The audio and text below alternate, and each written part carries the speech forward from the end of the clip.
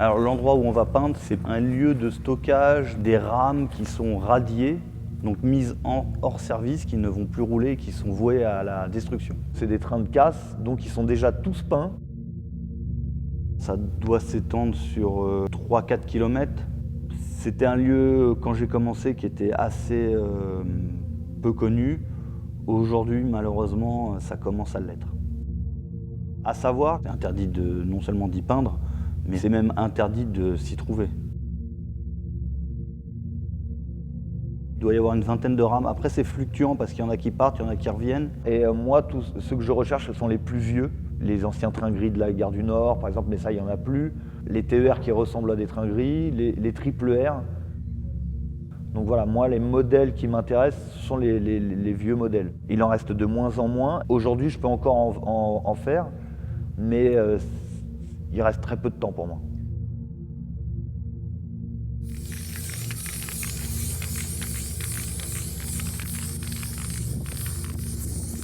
Alors le train sur lequel j'ai peint, c'est un vieux train, il doit dater des années 60-70. Après, il a pu être construit dans les années 80, mais c'est un train de cette époque-là. C'est comme les trains gris. C'est vraiment la même base de modèle.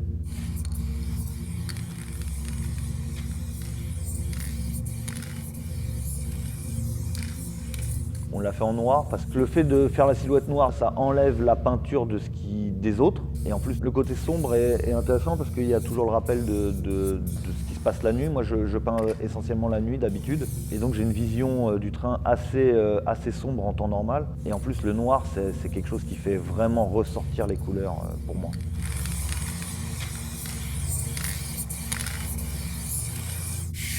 On a fait les bas de caisse, les roues, ce qui ne se fait pas en temps normal dans le graffiti.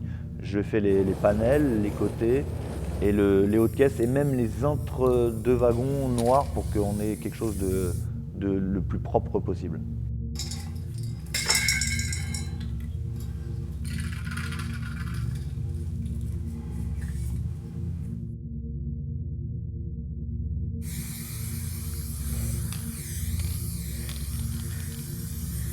Je savais que l'installation que j'allais présenter à Vauclinger serait faite en noir.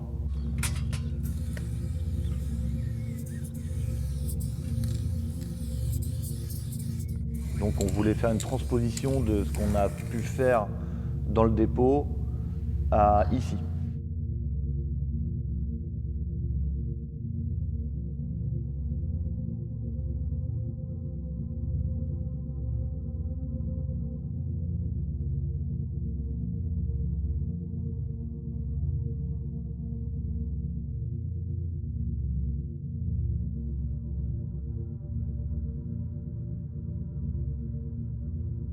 De mémoire, il me semble que pour peindre cette silhouette en noir, il m'a fallu 5-6 heures.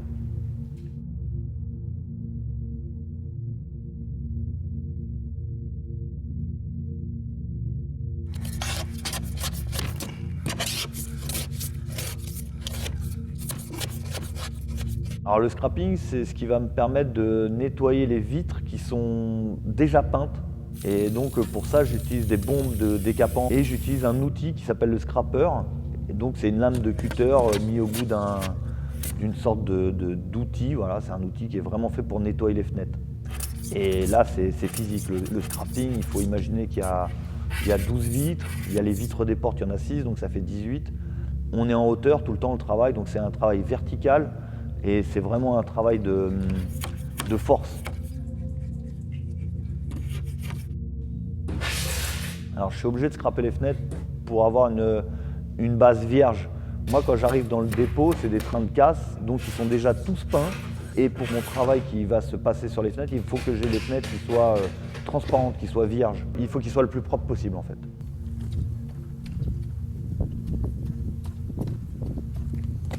Pour scraper un train entier, il faut une bonne journée complète.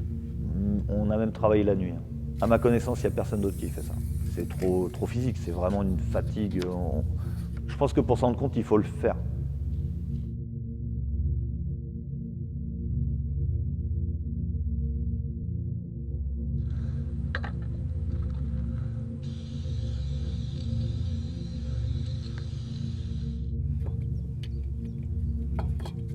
Alors pour peindre les fenêtres, l'importance aujourd'hui, c'est la marque des bombes et la qualité. Et il y a aussi la manière d'utiliser l'outil bombe, donc soit de manière conventionnelle, avec les caps, ou alors en perçant la bombe. Quand on perce une bombe, on a quelques secondes et on maîtrise absolument pas grand-chose. On maîtrise la couleur et l'endroit où on va plus projeter telle ou telle couleur.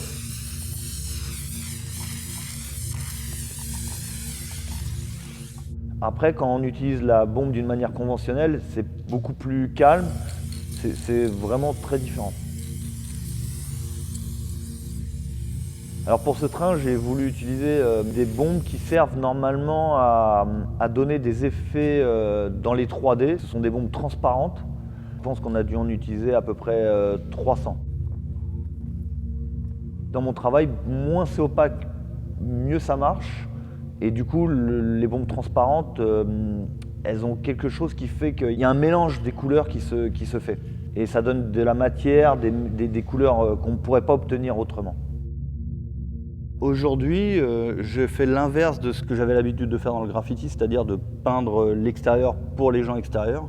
Maintenant, mon concept et mon idée, c'est vraiment de peindre l'extérieur pour le résultat à l'intérieur.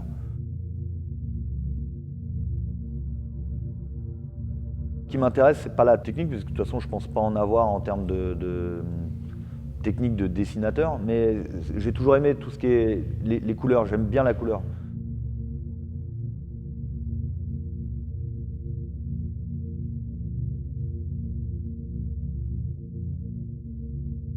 La couleur, c'est, on peut imaginer tout ce qu'on veut en fait.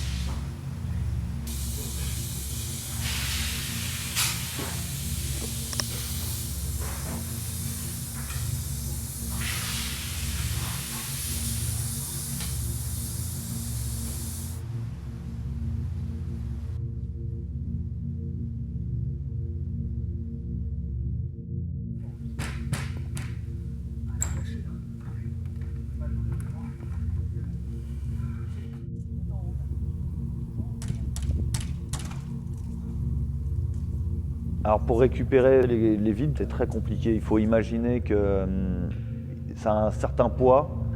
Il y a quand même pas mal d'obstacles. Alors il y a le côté interdit, il y a l'endroit où ça va se situer, il y a du ballast. Voilà, le ballast, c'est pas comme un trottoir, qui font que c'est pour moi la partie la plus compliquée et celle qui me fait le plus de souffrance physique, c'est vraiment la récupération de ma peinture. Moi, les vitres, elles doivent peser autour de 30 ou 40 kilos, mais ça peut ne pas paraître si lourd que ça, mais ce n'est pas fait pour être porté. C'est que du métal, il n'y a pas de poignée, il n'y a rien qui est fait pour. Et si je ne récupère pas au plus vite le matériel, ça m'est déjà arrivé que ce soit brisé par d'autres personnes.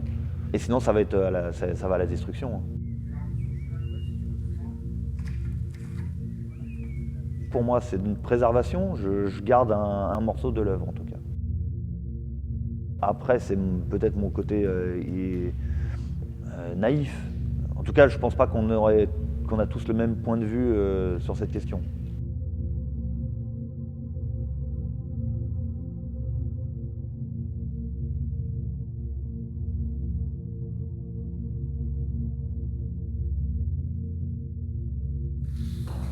Alors ici, j'ai fait la reproduction complète d'un wagon, comme sur place. Et quand je dis reproduction complète, bien sûr, je ne peux pas faire ça avec le côté carcasse.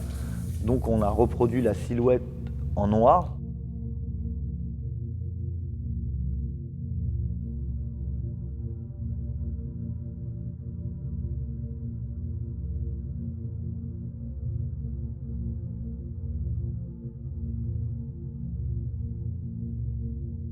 Et on a ramené le nombre exact de fenêtres et de portes qui appartenaient à ce wagon.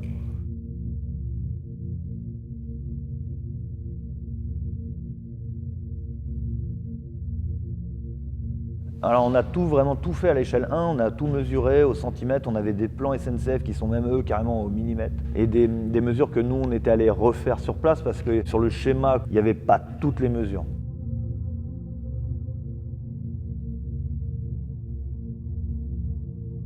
L'idée, c'était de montrer ce que les gens ne verront jamais autrement. Et on a vraiment essayé de reproduire la silhouette le plus fidèlement possible.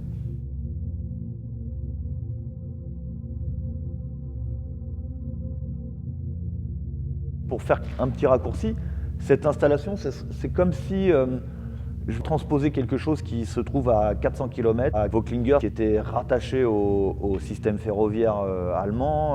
Moi, je pense que ça a du sens parce qu'on est dans une pièce où il y a même carrément des rails au plafond. On voit même encore des wagons dans l'usine, on les entend à côté, ils continuent de circuler le fret. Comme toutes les usines sidérurgiques, le rail est très important.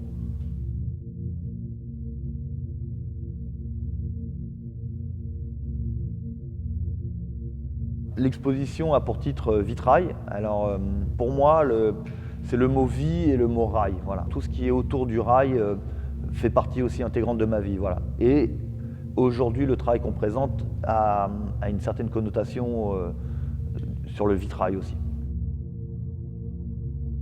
Alors j'essaie toujours de recréer une ambiance globale. Et on a aussi fait une installation sonore.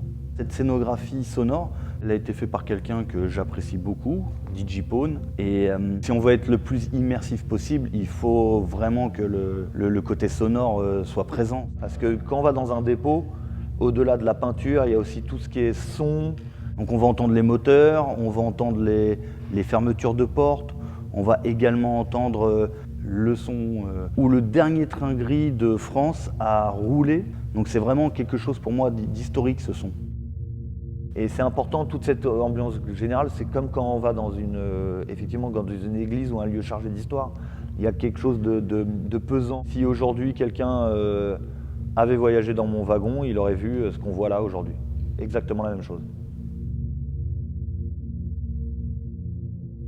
Moi, la lumière, elle est aussi importante que la peinture aujourd'hui, quasiment.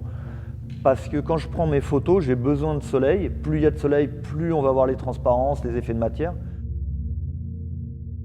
Il faut penser qu'en fait, le fait de mettre les LED, comme je fais, c'est pas quelque chose de surnaturel. C'est vraiment, on reproduit ce qu'on a vu sur place.